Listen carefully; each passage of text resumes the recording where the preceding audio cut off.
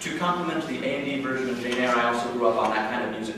So they go together well, in my mind anyway. Sophomore year was also the year that I first took stage musicals, history of stage musicals, which is of course the class that I was most eager to take. And then in junior year, it was the first time that I TA'd it. It's been a lot of fun, and it really cemented, like I called it gathering useless trivia before, and now I'm a musical theater historian.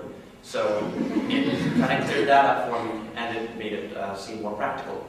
And in doing so, this also worked well because musical theater history and my own family history kind of walk hand in hand for about 7 years in the 50s and 60s. Because my great-uncle Harold wrote 2 musicals. One made it to Broadway, the other did not, but they were for no less of talents than Ethel Merman and Robert Preston. I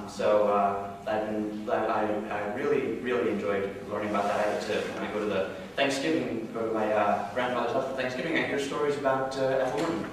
So it's very fun. It's a lot of fun. I have some sheet music from way back then. Only two of the songs were for one of the characters in Happy Hunting, and I'm going to perform both of those. Also, Alan introduced me to Mark Blitzstein, not personally, but as an idea. He's a rather obscure musical theater figure, but very interesting. I read a little bit about him earlier today, so I can tell you a little bit about him. His first real musical, he'd been a serious composer of concertos and orchestra pieces. His first real musical was during the Great Depression, and it was very politically fiery and hot, and they didn't want him to put it on. The Federal Theater Project, Federal Theater Project was funding these new pieces to keep the economy going, keeping actors and stagehands and everybody employed during the Great Depression.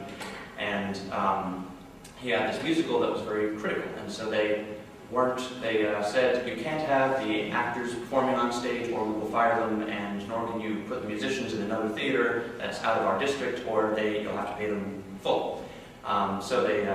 What they did was, with the productions, they had the actors in the audience performing with the piano on stage, and the musicians were just kind of hanging out. But the show still got to run, and it still got to send its message, and audiences loved it. So it's very interesting. Neither of the songs I'm going to sing from that musical, but that's all I know until I get the bigger book that's all about him and his life. And I'll get back to you on Reuben, and know for an answer. So here we go.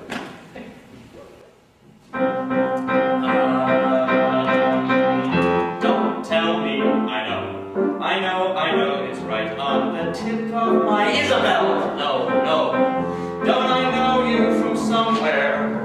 I know you from somewhere, but where?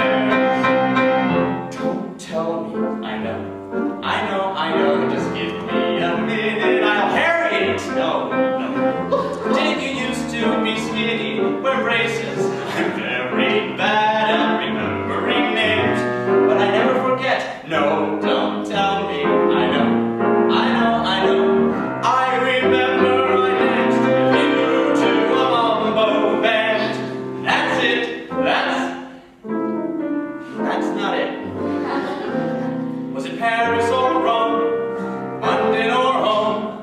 No, don't tell me, I know, sure, I drove you home from a barbecue, and I told you I had a flat, and you thought that I was a rat. Don't tell me, I know, as improbable as it seems, I know I met you in my dreams. Don't tell me, I know, this is a breeze. No, don't tell me,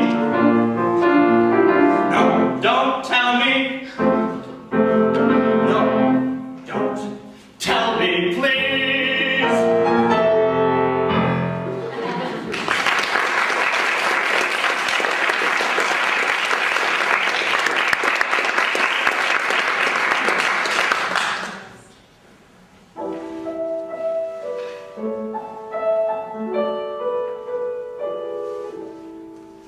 She's just another